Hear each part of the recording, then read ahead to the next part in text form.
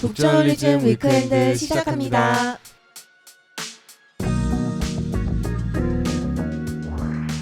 안녕하세요. 현재를 해설하고 미래를 전망하는 소식을 살펴보는 위크엔드, 기후위기 이야기를 살펴보는 숲속의 생활 코너입니다.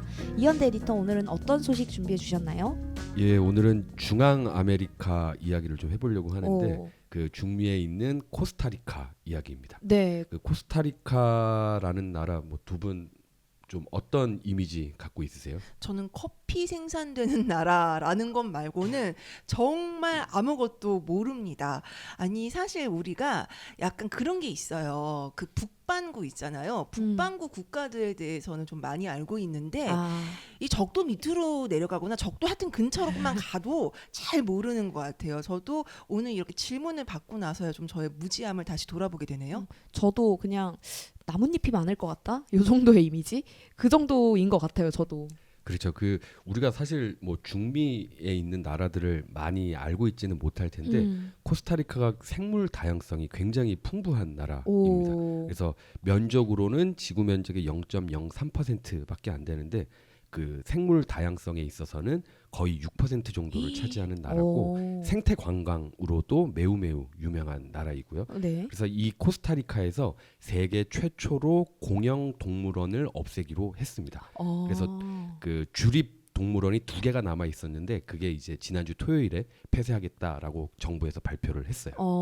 사실 이런 문제가 폐쇄합시다 하면은 딱 폐쇄되고 이런 문제는 또 아니잖아요. 되게 그렇죠. 오랫동안 질질 끌었을 것 같아요. 예, 이게 뭐 네. 어제 오늘 일어났었던 일은 아니고요. 사실 10년도 더 전에, 그러니까 2013년에 야생 동물을 가두는 것을 금지하겠다라고 하는 야생동물 보호법이라는 법을 통과를 시켰는데 이게 이제 11년이나 지나서 이제서야 이제 이뤄지게 된 겁니다.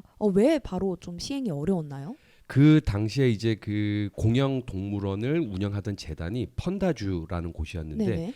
이 법이 시행되기 직전에 운영 계약이 자동으로 갱신이 됐어요. 그리고 그 한 번 갱신되면 10년짜리 계약이었는데 네네. 그래서 이제 정부에서는 야, 이 법 통과했으니까 이제 동물원 폐쇄해야 된다라고 하는 거고 펀다주는 무슨 소리냐, 불과 얼마 전에 자동으로 갱신이 되지 않았냐. 그래서 이제 법적 다툼을 했는데 법원에서는 계약이 유효하다라고 판결을 해서 그 10년의 운영 기간이 이제 막 끝난 겁니다. 그리고 나서 정부는 당연히 이제 재계약하지 않고 네. 여기서 계약을 끊겠다라고 이제 발표를 한 거고요. 그래서 이제 코스타리카에 남은 마지막 주립 동물원인 시몬 볼리바르 동물원 그리고 산타아나 보호센터라는 곳이 있는데 이 두 곳이 이제 폐쇄되게 된 겁니다. 그래서 국가나 지자체에서 운영하는 공영 동물원은 앞으로 이제 코스타리카에서 볼 수가 없게 되는 거고요. 네. 사립 동물원은 18개가 있는데 이곳은 이 법의 적용을 받지는 않고요. 그렇군요. 2013년에 뭐 야생 동물을 가두는 것을 금지하는 법안, 뭐 야생동물 보호법을 만들었다고 했는데 그때 입법 취지 같은 게 조금 자세히 궁금해요. 그 당시 뭐 언론 기사들을 좀 찾아보니까 당시에 환경부 장관이 르네 카스트로라는 분이셨는데 이분이 이제 언론 인터뷰를 한 걸 보면 되게 멋있는 말들을 많이 하셨더라고요. 네. 이 야생동물 보호법을 만들면서 국가 재정에 의한 감금의 종식 이 될 거다. 네. 이런 이야기를 했는데 이제 우리에 가두지 않는 규칙을 만들겠다라고 한 건데 이 법을 만들게 된 취지가 되게 인상적이었어요. 네네. 이 장관의 할머니가 이제 과거에 애완 앵무새를 키우셨다라고 해요. 네. 근데 이제 할머니가 앵무새를 엄청나게 잘 돌봐주시고 먹이도 잘 주시고 막 애정을 엄청 많이 쏟았거든요. 그래서 할머니가 생각하시기에 이 앵무새가 좋아할 만한 행동들을 계속 많이 해주셨어요. 그런데 앵무새가 그 우리가 잠깐 열려 있는 사이에 밖으로 나간 거예요.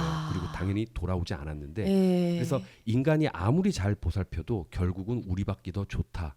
이 에피소드에서 이제 좀 많은 영감, 인상을 받았다고 하더라고요. 사실 그런 생각은 모두들 하지만 이걸 정책으로 실시하는 게 또 쉬운 일은 아니잖아요.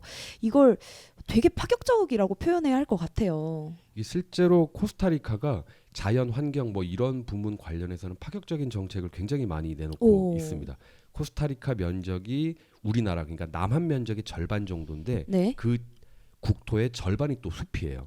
그리고 그 숲의 절반이 국립공원으로 지정돼 있습니다. 네. 그러니까 국토의 4분의 1이 국립공원인 거죠. 네. 그래서 뭐 국립공원뿐만 아니라 다른 숲들도 대부분은 개발하지 못하게 돼 있어서 국토의 절반만 경제적으로 활용 가능한 땅인데 에너지 정책에 있어서도 굉장히 앞서가고 있습니다. 전력의 99%를 수력, 지열, 풍력 뭐 이런 재생에너지로 얻고 있어요. 뭐 경제 규모나 1인당 국민소득 이런 걸로만 보면은 그렇게 막 선진국이다라는 생각은 안 들었는데 친환경 정책에서만큼은 전 세계 어디보다 앞서 나가고 있는 것 같은데요. 그래서 그 환경 분야를 뭐 연구하시는 분이나 뭐 생태학자 이런 분들은 코스타리카를 우리나라가 나아가야 할 모델이라고까지 이야기를 하세요. 네. 이게 실제로 코스타리카가 1980년대 중반까지만 해도 1인당 국민 소득이 2,000달러도 안 됐습니다. 네. 되게 가난한 나라였는데 이제 그 당시 대통령이 야 우리 쓸데없는 개발 같은 거 하지 말고 어허. 자연 환경 잘 지켜서 이걸로 생태 관광하자. 이걸로 예. 돈 벌자.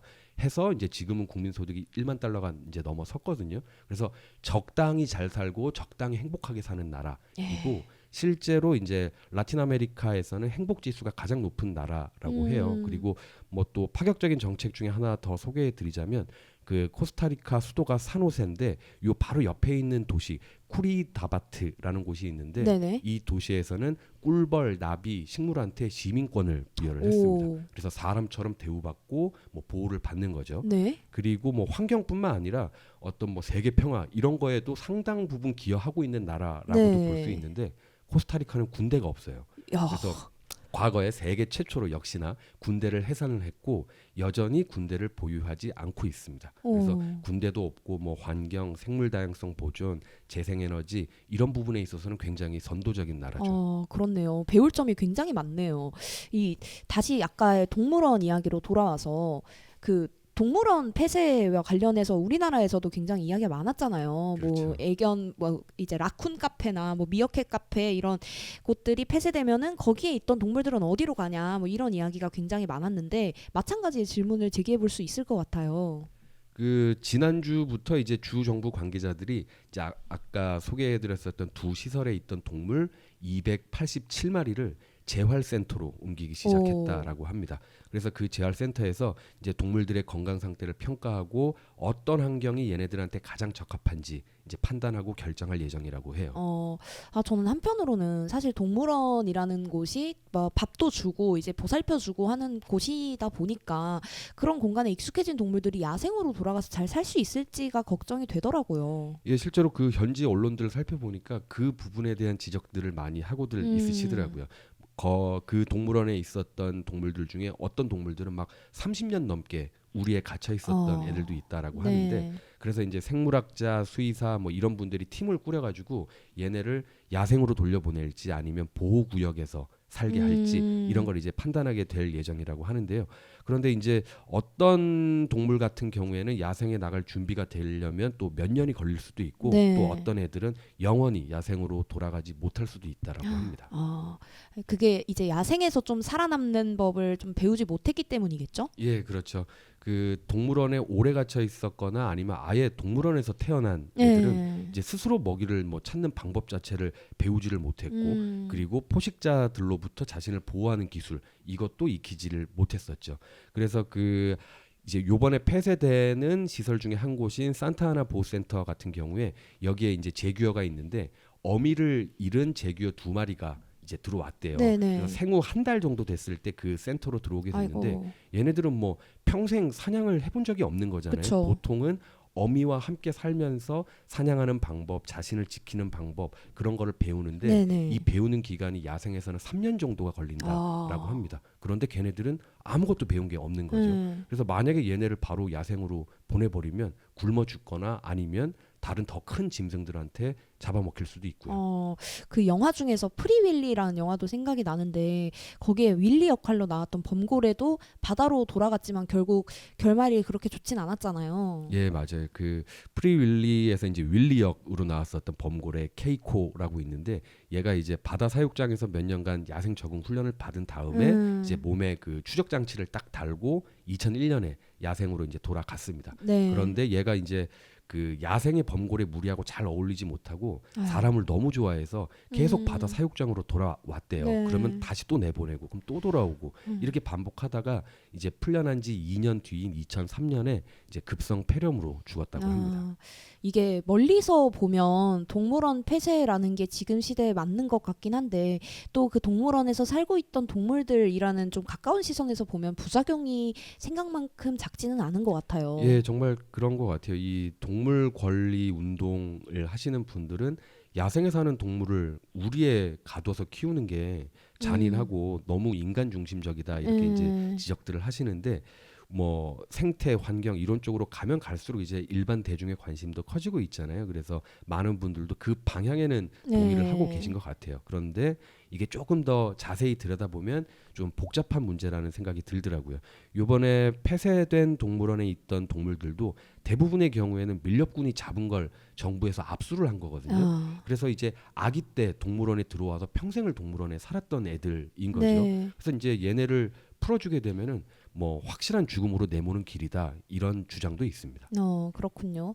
또 동물원이라는 게 동물만 있는 데도 아니잖아요. 그 동물원의 어떤 환경이나 부지 같은 것들은 좀 어떻게 처리를 하나요? 예, 코스타리카 정부는 이제 이 동물원을 식물원으로 바꿔서 이제 조성할 계획이라고 합니다. 그래서 그 식물원에는 뭐 나비나 개구리 같은 이런 작은 동물들은 당연히 있을 건데 사자나 제규어처럼 큰 동물은 없을 거다. 그리고 가두어서 길러지는 그런 동물은 없을 거다. 이렇게 이제 발표를 했습니다. 네, 코스타리카가 세계 최초로 공영동물원을 폐쇄한 나라가 됐다라는 소식부터 동물을 어떻게 안전하게 보호하면서도 자유롭게 하는 방법이 뭘지를 살펴봤습니다.